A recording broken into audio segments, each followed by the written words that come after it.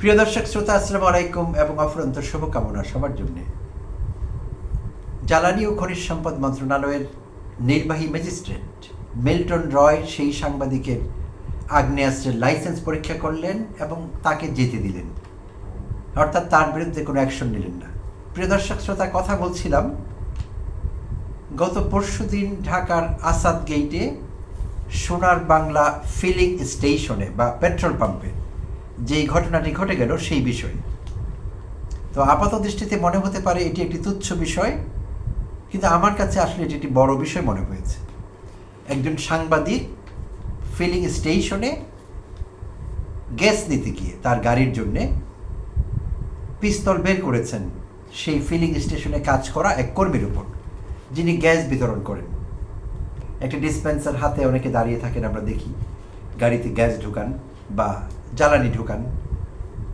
তো সেই কর্মীর উপর তিনি তার কোমর থেকে পিস্তল বের করে তাকে তাক করেন, একজন সাংবাদিক।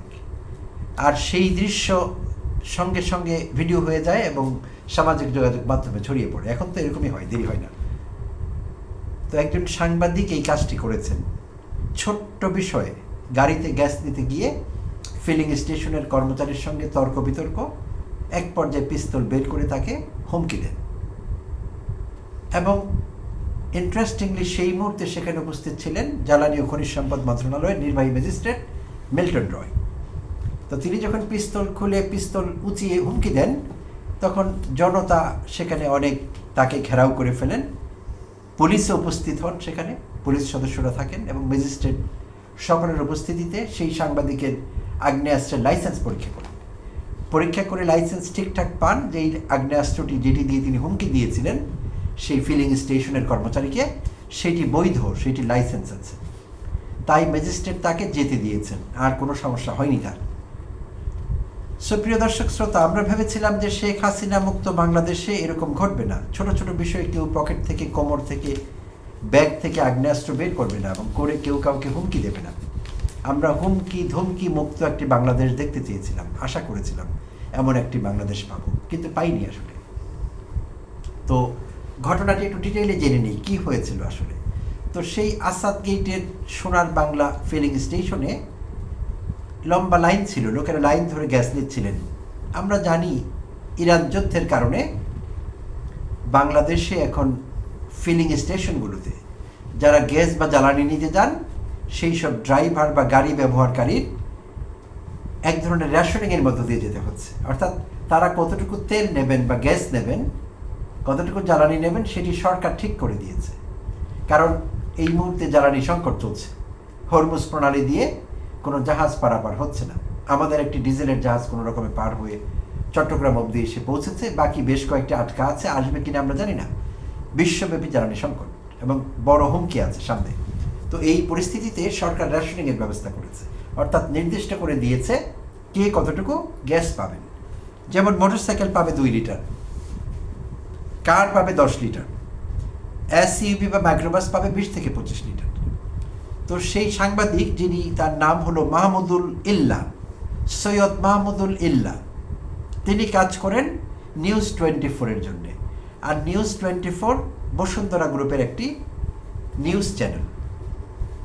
তো বসুন্ধরা গ্রুপের সাংবাদিক, তিনি তার ব্যক্তিগত গাড়ি নিয়ে গেলেন সেই ফিলিং স্টেশনে।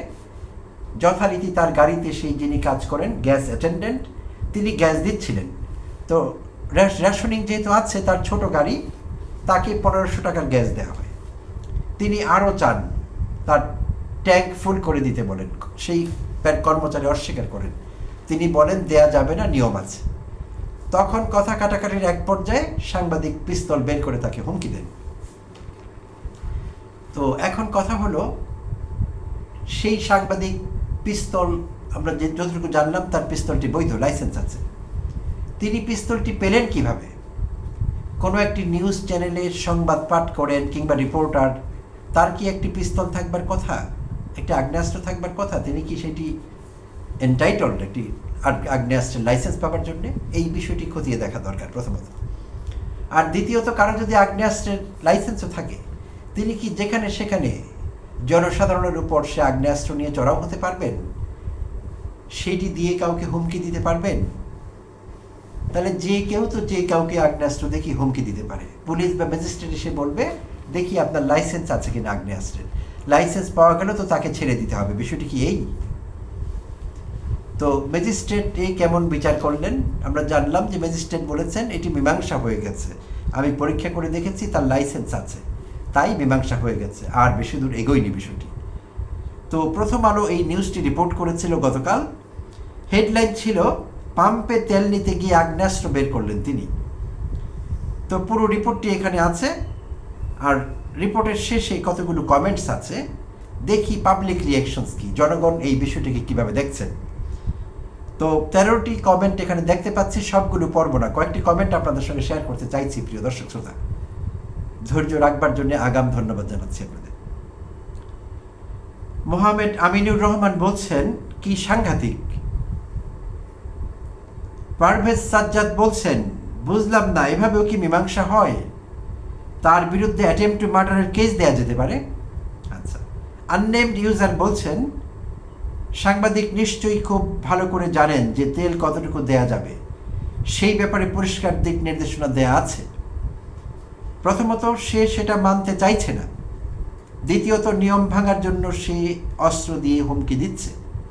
এই লোকের অস্ত্রের বৈধতা যাচাই শেষে এর অস্ত্রের লাইসেন্স বাতিল করা হোক।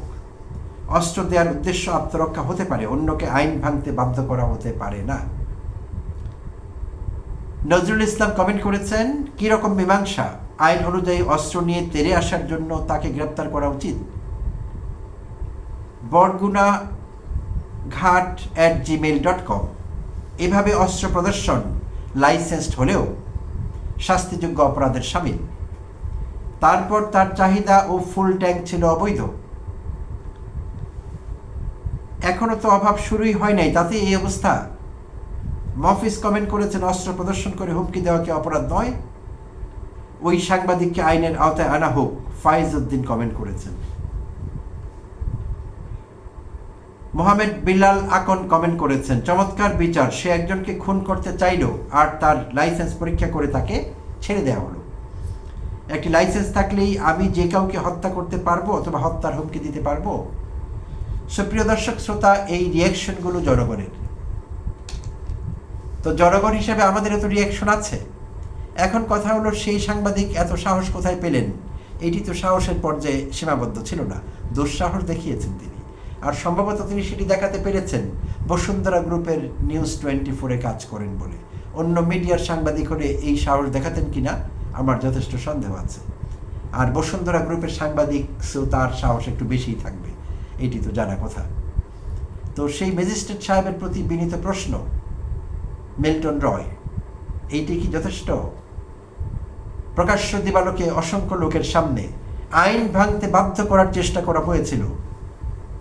সেই ফিলিং স্টেশনের যেই কর্মী আইন ভাঙতে চাইছিলেন না, যে সরকারি নিয়ম অনুযায়ী অ্যাকর্ডিং টু রেশনিং আপনি এতটুকু পান, দেওয়া হয়েছে, আর দেয়া যাবে না, তো তাকে আইন ভাঙতে বাধ্য করেছেন একজন সাংবাদিক, সেটি একটি অন্যায়।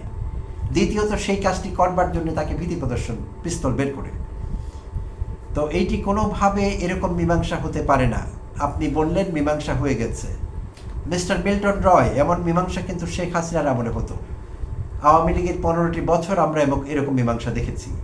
ছাত্রলীগ, যুবলীগ, আওয়ামী লীগের নেতাকর্মীরা যে কোনো লোককে বেধড়ক পেটাতেন, যে কোনো লোকের উপর জুলুম করতেন, করলে থানা পর্যন্ত পৌঁছলে পুলিশ যদি কোনোভাবে ইনভলভ হয়ে যেত, তখন দেখতাম ওসি, এসি, ডিসিরা মন্তব্য করতেন সাংবাদিকদের কাছে যে ভুল বোঝাবুঝি হয়েছিল দুই পক্ষের, আমরা মিলিয়ে দিয়েছি, সব ঠিক হয়ে গেছে, মীমাংসা হয়ে গেছে। তো সেই মীমাংসায় আমরা কিন্তু আর যেতে চাইছিলাম না। নতুন বাংলাদেশে, জুলাই অভ্যুত্থানোত্তর বাংলাদেশে আমরা অন্য কিছুই চেয়েছিলাম। তো আপনি আজ কার ভয়ে আপনি এরকম বিচার করলেন, মীমাংসা হয়ে গেল, সেইটি কিন্তু আমরা জানি না আসলে। তো এরকম মীমাংসা আমরা চাই না। যারাই এমন আইন ভাঙবার কাজ করবেন, মানুষকে হুমকি দেবেন, পাবলিক থ্রেট কিংবা সেফটি ইস্যু হবেন, তারা যত ক্ষমতাধরী হন না কেন, তাদেরকে আইনের আওতায় আনতে হবে। ম্যাজিস্ট্রেট হিসাবে সেটি কিন্তু আপনার দায়িত্ব। আপনি আপনার দায়িত্ব ঠিকভাবে পালন করেছেন কিনা আপনাকে ভেবে দেখার অনুরোধ রইল। ধন্যবাদ দর্শক শ্রোতার সঙ্গে থাকবার জন্য।